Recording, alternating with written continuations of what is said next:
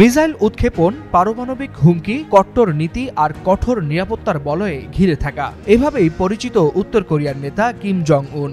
বিশ্বের কাছে তিনি যেন মিসাইল ম্যান, কিন্তু এবার সেই কিমকে দেখা গেল এক ভিন্ন প্রেক্ষাপটে। না কোনো সামরিক কুচকাওয়াজ, না কোনো গোপন ক্ষেপণাস্ত্র ঘাঁটি, বরং সাধারণ মানুষের ফসলি মাঠে।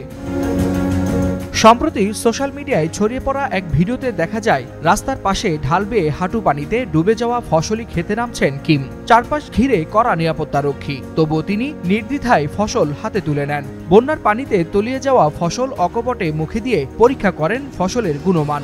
মুহূর্তেই আলোচনায় আসে দৃশ্যটি।